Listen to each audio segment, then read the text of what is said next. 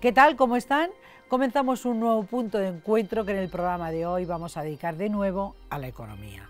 La situación económica que tenemos en España pues no parece ser tan mala como dicen algunos. Es verdad que el año pasado no hemos cumplido con el déficit del 4,2 que teníamos marcado y nos hemos ido al 5. Y que todo apunta a que este año tampoco será posible quedarnos en ese 3% que nos pide Bruselas. Según todos los indicadores vamos a desviar hasta 3,8, 3,9, nos vamos a desviar más o menos. A pesar del incumplimiento del déficit, pues parece que nuestra economía se está estabilizando y tenemos un futuro económico más esperanzador, en el que tenemos que incluir un importante indicador, las previsiones de crecimiento del actual gobierno en funciones, que lo sitúan para este año en el 2,7%.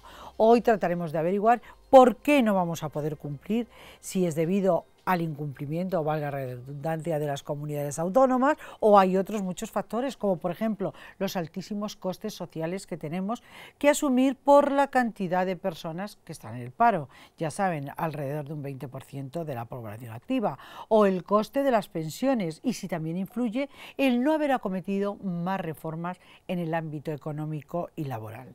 Hablaremos de esto y también lo haremos del fraude fiscal. Llevamos mucho tiempo viendo, bueno, prácticamente a diario, cómo cada vez son más las personas que defraudan al fisco, llevándose de forma fraudulenta a paraísos fiscales todo el dinero que pueden. También, como es en la medida de lo posible, tratan de engañar a la Hacienda para pagar menos impuestos, pues eso, pues todos los españoles en general. Y ante esta situación me pregunto, ¿qué pasa en España para que haya tantísima gente defraudando? ¿Podría ser que debido a la gran presión fiscal, una de las mayores de Europa, los ciudadanos estemos pues eso, más que hartos de pagar tantos impuestos? ¿Somos conscientes los españoles de que con nuestros impuestos se paga la sanidad, la educación, el transporte público y todo lo que conlleva los servicios sociales? Siempre nos han dicho que cuando se bajan los impuestos se recauda más, entre otras cuestiones, porque aumenta el empleo. Pues si esto es así, ¿por qué no se bajan más los impuestos? Bueno, pues para comentar estas cuestiones y cualquier otra que surja relacionada con la situación económica que tenemos en España, me acompaña el redactor jefe del área de Economía de Libertad Digital, de Libre Mercado, Manuel Llamas. Manuel, ¿qué tal? ¿Cómo estamos? ¿Qué tal? Muy buenas. Bueno, lo del déficit, pues ¿qué quieres que te diga? Que no hemos cumplido, pues tampoco es tan grave.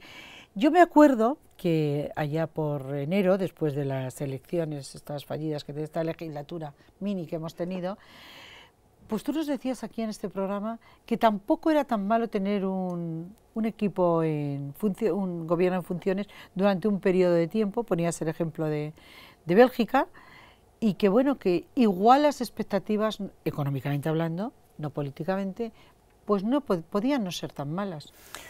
Bueno, ojalá tuviéramos un gobierno en funciones durante 3 o 4 años. Aunque fuera este gobierno. Sí, yo firmaba absolutamente, porque tiene varias ventajas. En primer lugar, tiene las manos atadas para poder gastar, no pueden gastar a placer, y además tampoco pueden empeorar las cosas. Yo creo que el mejor político es el que menos estorba, el que menos cosas hace. Yo le pagaría un sueldo al político por no hacer absolutamente nada. El problema es que hacen muchas cosas y la mayoría de ellas mal, ¿no? Hay grandes políticos que básicamente lo que hacen es no intervenir, y yo creo que esa es una ventaja, y lo hemos visto estos últimos meses. Se ha hablado mucho de la inestabilidad política, cómo podía afectar la falta de gobierno a la economía. Ya hemos visto que no ha afectado en nada. La economía sigue creciendo. Extranjera, quizá.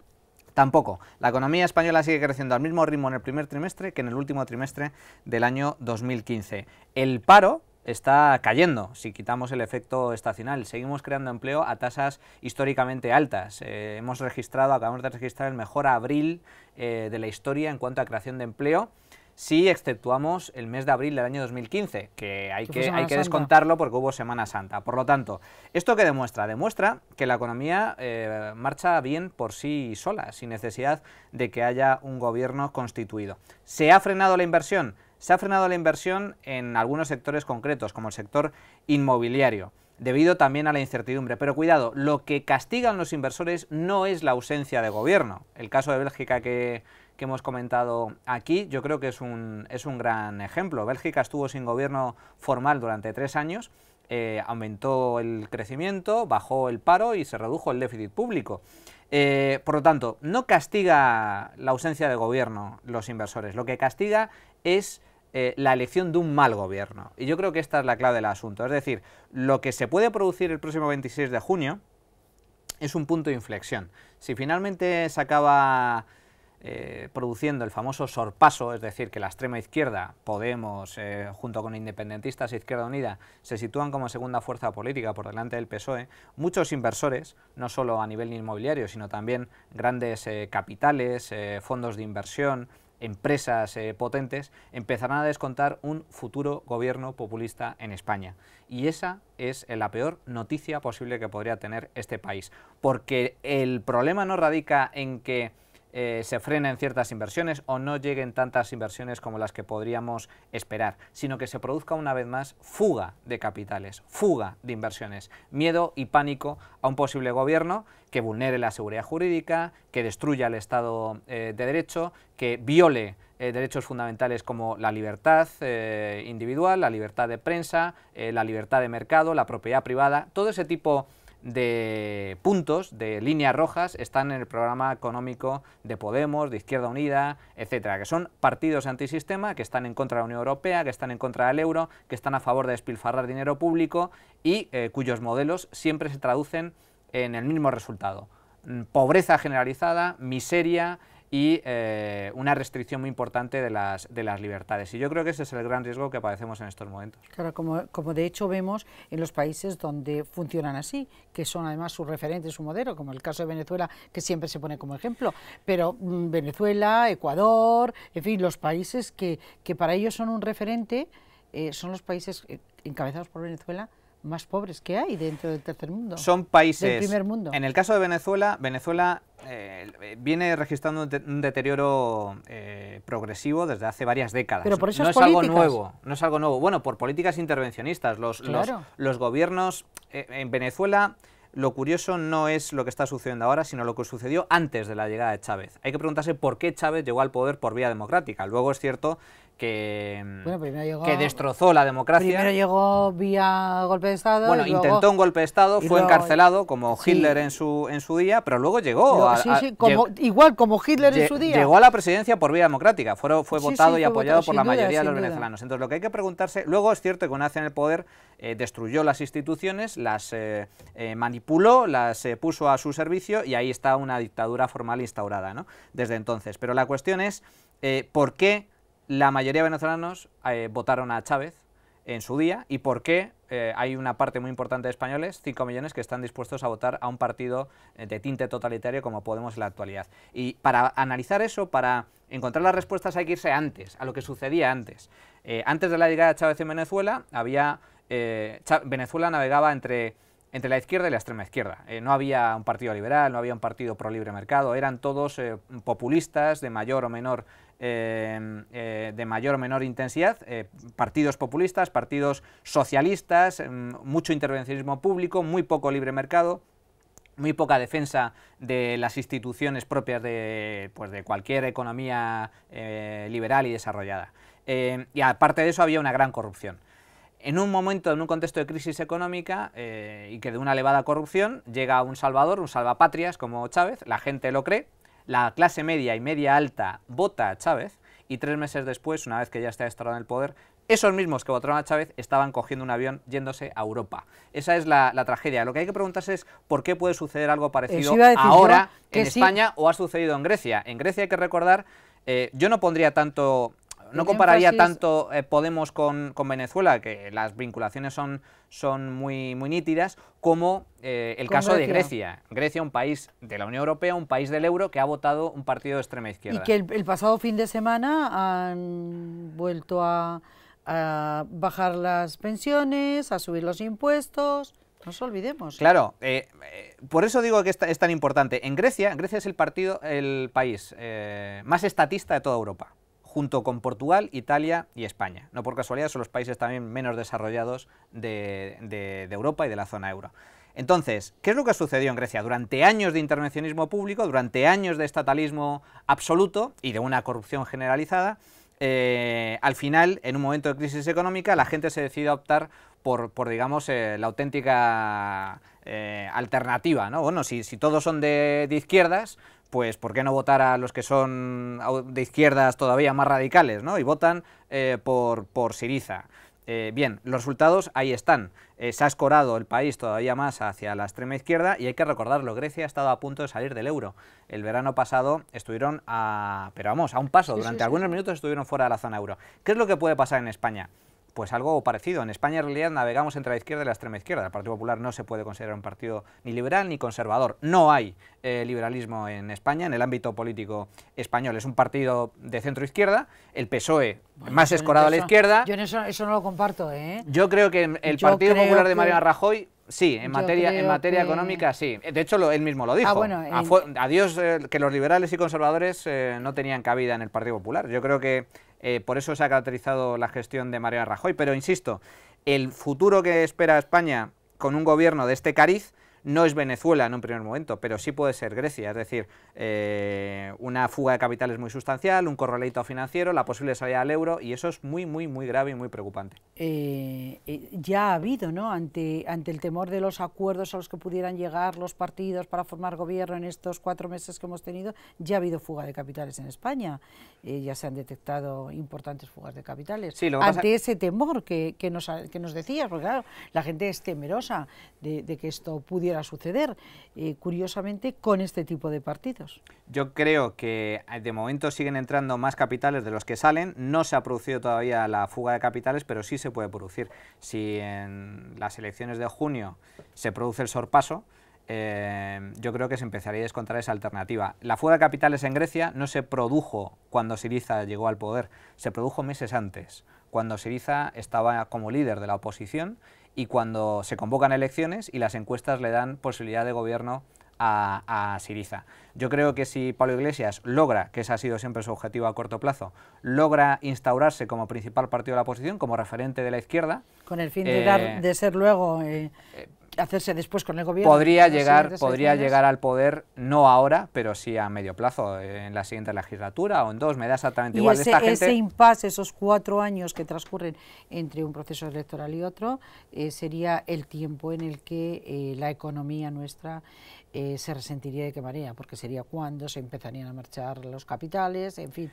Se podría producir ese escenario, desde luego, si finalmente se produce el sorpaso y las encuestas le otorgan apoyo suficiente a Podemos como para consolidarse como partido de la oposición y posible alternativa de gobierno al Partido Popular, yo creo que ese escenario es el peor que nos puede suceder. Eso iba a decir yo, por el bien de España y de los españoles, esperemos que esto no pase.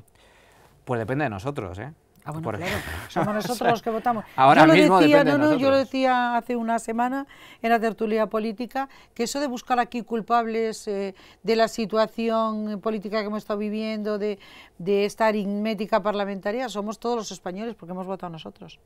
Hemos votado nosotros. A ver, nuestra responsabilidad. Lo que ha salido de las urnas, esa matemática imposible de conjugar, ha sido sin duda porque nosotros hemos votado así. Y ya sabemos, ya nos ha quedado claro que nuestros políticos no son capaces de ponerse de acuerdo. Yo creo que hay dos lecturas. Una, evidentemente, la responsabilidad última recae en los propios españoles.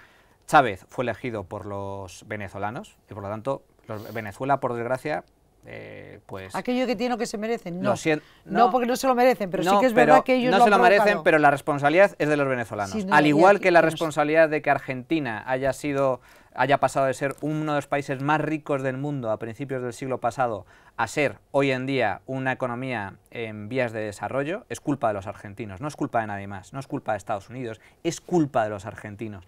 Ahora han votado a Macri, que supone un cambio, pero no deja de ser, sigue siendo, un peronismo de perfil bajo. Por lo tanto, va a ser muy complicado el futuro de Argentina con independencia de quién gobierne. El peronismo, que no deja de ser un fascismo de perfil bajo, está imbuido en la sociedad argentina desde hace muchos años. Pero no me parece a mí que esa sea nuestra situación. No, pero en el caso español, es cierto que somos muy estatistas. Los españoles salen en las encuestas como los menos favorables al capitalismo de todos los países europeos. No somos favorables al libre comercio, no somos favorables Esto es porque a mí no me han preguntado a la generación de riqueza, a la creación de empleo, no somos favorables a la propiedad privada. y por lo tanto somos muy estatistas, somos una sociedad que se encuadra, la mayoría de los españoles, en el centro izquierda, y por lo tanto, bueno, pues oye, también en ese podría sentido estar cambiando, porque hasta somos ahora responsabilidad nuestra. Nuestros jóvenes todos querían ser funcionarios, precisamente por esto que tú cuentas, y ahora ya no quieren ser emprendedores, mira, quieren ser empresarios. Sí, es cierto que está cambiando esa tendencia, ¿no? Hay alguna señal positiva ahí, pero también es cierto que la mayoría de votantes de Podemos son jóvenes. También. Con lo cual es trágico lo que viene detrás. De hecho, el voto más conservador, más centrado en Partido Popular y Partido Socialista, es de la gente mayor, y España, gracias a Dios, todavía no ha caído en el populismo más abyecto, gracias precisamente al votante mayor, que se declara conservador. Pero insisto, la responsabilidad última de que este tipo de personajes tan peligrosos para la democracia, las libertades y el desarrollo sean finalmente votados y finalmente apoyados y finalmente logren el poder, es culpa en última instancia de cada uno de los pueblos. Pero, insisto, hay una segunda lectura. Los políticos han tenido la culpa de que no haya todavía un acuerdo de gobierno, y culpa a todos, a Pedro Sánchez y al Partido Socialista por negarse a negociar con el Partido Popular, y al Partido Popular por negarse a negociar y a dialogar con las otras dos fuerzas. Y por lo tanto yo creo que la culpa aquí el Partido Popular lo que está se ha repartida negado entre las tres. ha sido a investir a Pedro Sánchez con ese acuerdo, pero es que claro, bueno, Rajoy yo no puedo hablar renunció contigo a la investidura. Pero bueno, es que no salen los números, vamos a dejar de tonterías. Podían haber salido. Pero yo creo que, insisto, es responsable de todos los partidos. Eso por supuesto. Y además, yo te digo, que oía yo a Girauta hace unos días, como hemos oído todos, que decían que es que con el Partido Popular, si tiene como líder a Rajoy, que no, pues yo diría, pues que no vale ningún líder, porque que yo sepa, todos se presentan para ganar las elecciones, no para ser segundo, tercero o cuarto. Ninguno lo ha conseguido, entonces sí, que cambien a todos. Pero a mí me parece... Pues a lo mejor hay que cambiarlos pues a lo mejor hay que cambiar a todos, porque lo que es demencial es que tú me digas a mí cómo tengo yo que organizar mi casa, o viceversa. Entonces, bueno, creo que eso de los vetos, para mí hay dos cuestiones fundamentales que deberían de dejarnos claros a los españoles antes de ir a votar. Deberían decirnos que no va a haber vetos, y si los va a haber, que nos digan a quién, para tenerlo claro, y los pactos, con quién van a pactar, para saber a quién estamos votando. Esto mientras que resuelven el tema de nuestro sistema electoral, que es que manda narices, los años que llevamos, y aquí a nadie le ha interesado cambiarlo, hasta ahora. Bueno, hay que cambiar el sistema electoral. Hay distintas opciones. A ver, yo soy favorable a una reforma del sistema electoral, pero más favorable a evitar la partitocracia. La partitocracia malentendida. Se ha hablado mucho de partitocracia en estos últimos años por parte de las nuevas formaciones, diciendo que el bipartidismo, etcétera. En todos los países desarrollados, si nos fijamos, existe el bipartidismo. ¿Hombre? Y es lo que goza de estabilidad y lo que da una cierta garantía democrática a todos los países. El problema no está en el bipartidismo, que insisto, claro que no. En todos los países hay bipartidismo, sino en que los diputados representen realmente los intereses de sus electores y no respondan al mandato o a las directrices únicas de los líderes. Exacto. Naturalmente. Y para ello simplemente habría que hacer una reforma, no hace falta cambiar el sistema electoral. Claro sino que no. Básicamente... ni tocar la Constitución ni nada de eso. Ni lo de las listas abiertas, simplemente que las listas no sean decididas por el líder de turno, sino que cada diputado se presente en su circunscripción, claro. Y por lo tanto, si sale elegido, responderá única y exclusivamente a los intereses de su circunscripción, como sucede en Estados Unidos, como sucede en Inglaterra y en otros muchos países. Por supuesto. Yo creo que eso sería favorable. Dentro del Partido Popular he oído yo a Cristina Cifuentes, la presidenta de la Comunidad de Madrid, decir que ella es partidaria de que pues los elegidos para liderar los distintos programas políticos sean elegidos, para la redundancia otra vez, por sus propias bases, no por el dedo divino de nadie. Eso de la democracia interna también tiene mucho... Bueno, no existe ningún partido, ya me he dado cuenta, ¿eh? Ninguno. Yo creo que lo de la democracia interna es un cuento que nos han vendido los políticos. Y en estos 4 meses me ha quedado todavía más claro, si es que tenía alguna duda que no la tenía. Y fíjate, tampoco te garantiza la elección del mejor candidato, ¿eh? No. Donald Trump ha sido elegido por las bases republicanas y yo creo que es el peor candidato que tiene el republicanismo. Por lo tanto, a mí no me da ninguna garantía. Yo insisto, la clave del asunto es que realmente nosotros elijamos a nuestros representantes. Y si yo estoy en una circunscripción como puede ser Madrid, que al político que yo elige represente mis intereses, me represente a mí, no al líder político de turno. Y por eso, en Reino Unido, por ejemplo, y yo creo que es muy sano, y también en Estados Unidos, en algunas votaciones, el Partido Conservador, que está, por ejemplo, en el poder, defiende una cosa y parte de sus diputados defienden otra. Claro. Y me parece perfectamente. Eso también. Yo creo que es mucho más democrático que la partitocracia actual. Pero eso no es lo que defiende Podemos ni lo que defiende Ciudadanos. No, o sea ya lo sé que no, ya lo sé que no. Eso es lo que me gustaría a mí y a ti también. Y a muchos españoles. Pero ¿sabes lo que pasa? Que no tenemos capacidad, por mucho que digan que con el voto, no es verdad, no tenemos capacidad para poderlo cambiar. O nos vamos todos a la calle diciendo que queremos que cambien el sistema electoral y poder elegir a nuestros representantes directamente y que se acaben los dedos divinos, o esto no cambia, pero es que eso no es fácil. Bueno, el hecho de que se planteen debates y que esto sea debatido y sea difundido este tipo de ideas, yo creo que eso es favorable. Luego simplemente hace falta que un partido político recoja el guante, lo presente y finalmente consiga el poder suficiente como para poder influir en ello. Pero bueno. Ojalá, yo ahora mismo lo firmaba, porque además creo que perjudica y mucho a todos nuestros estamentos sociales y la economía también. El estar vendido siempre a las minorías, creo que eso no es bueno. No, porque tú votas un proyecto político, luego lo desarrollarán bien o no y ahí sí que habrá castigo en las urnas, pero claro, si yo te voto a ti porque tu proyecto me parece que es el adecuado y luego resulta que tú no has tenido mayoría suficiente para poder gobernar y dependes de una minoría que piensa totalmente opuesta y que te va a poner palitos en las ruedas, pues difícilmente, ¿no? O sea que cada vez estoy más convencida de esto que acabas de decir. Tenemos que elegir nuestros representantes que nos representen los intereses de los ciudadanos. Hacia eso hay que ir. Ese es uno de los cambios. Y luego el famoso dicho de estas elecciones, ¿no? Bueno, de las pasadas elecciones, cuando algunos dicen, no, es que los españoles han votado cambio. Mira, no, los españoles no han votado cambio, los españoles han votado pacto.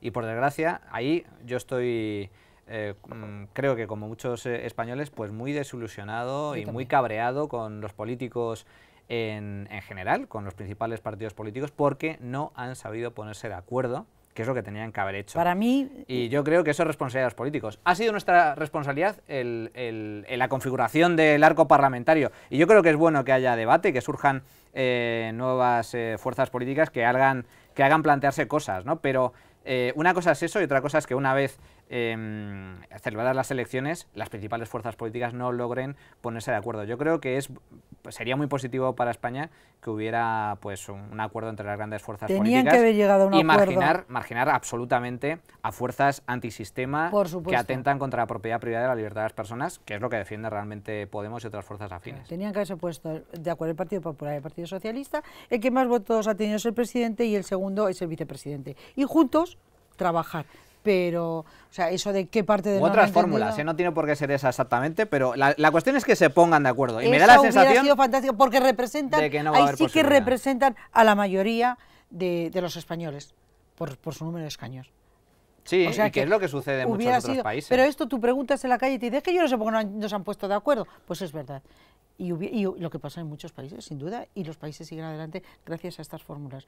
Cada uno controla al otro y siempre se irá hacia un gobierno más ventajoso para los ciudadanos, cosa que aquí no sucede. Nos queda muy poco tiempo, me cachis en la mar, y yo quería haber hablado de la corrupción que asola este país, la económica, la fiscal. Madre mía, cada día conocemos un nuevo escándalo. Ahora tenemos a los del Cuéntame, que también se lo han llevado como tantos otros, porque lo de llevártelo fuera de España, si tú declaras, si tú pagas tus impuestos, esto no es un delito. El delito es cuando tú lo haces ocultando, cuando de forma fraudulenta tú te llevas el dinero, que es lo que están haciendo. Sí, pero aquí se han confundido muchas cosas. Aquí los famosos papeles de Panamá ha salido muchos nombres y se ha cometido un grave error, algo totalmente pernicioso, y el hecho de que aparezcas con una sociedad radicada en el extranjero, ya eres culpable. ¿Culpable de qué? Efectivamente. Si aquí, gracias a Dios, existe libertad de capitales, tú puedes tener una empresa en Panamá, en Luxemburgo, en Suiza o en una isla caribeña, me da exactamente igual, siempre y cuando sea legal. Claro. Entonces están confundiendo dos cosas, el tema de que los paraísos fiscales son malos con el tema del fraude fiscal. Son cosas totalmente distintas, pero en cuanto al tema del fraude fiscal, solo dos apuntes. En España ronda, según los máximos expertos en la materia, entre el 18 y el 20% del PIB. Tampoco es una cifra muy alarmante, es decir, si nos comparamos con los países donde hay menos fraude fiscal, la diferencia es de apenas 5 o 6 puntos del PIB, Bueno, es decir, está mal, ¿eh? que estamos por encima de la media, pero no es uno de los peores países en esta materia, ni mucho menos. Y luego, en segundo lugar, ¿cómo combatirlo? ¿Cómo combatirlo y a quién es el que efectúa este tipo de fraudes? Luego no son las grandes fortunas, sino la mayoría de españoles. La famosa historia de, bueno, factura con IVA o sin IVA, es decir, todos cometemos fraude permanentemente. Permanentemente, claro, y de forma muy regular. Y en tercer lugar, ¿cómo combatirlo? Pues mediante seguridad jurídica, impuestos fáciles, sencillos, transparentes y que no carguen en exceso ni el consumo, ni el ahorro, ni las rentas. Unos sistemas fiscales transparentes, sencillos y bajos, que no carguen mucho el bolsillo del contribuyente, yo creo que es la mejor receta contra el fraude fiscal. Haremos un próximo programa, además, con esas 10 recetas eficaces y realistas para acabar con el paro en España. Es un artículo que ha escrito él, Manuel Llamas, y que me hubiera gustado desarrollar, pero es que ya no tengo tiempo, estamos fuera de tiempo. Pues en otra ocasión en el próximo programa vamos a hacer un monográfico dedicado a esto, al fraude fiscal, al tema del paro y a las posibilidades que hay de solucionar estos problemas, que él lo tiene muy claro como un gran experto que es en esta materia. Muchísimas gracias, Manuel A ti Llamas. un placer por la invitación. Gracias a ti siempre, ya lo sabes. Hasta el próximo programa. De ustedes también me despido. Les recuerdo nuestra web www.puntodencuentrodigital.es, nuestro correo comentarios @puntodencuentrodigital.es. Gracias por acompañarnos un día más y ya saben, aquí les espero. Un saludo.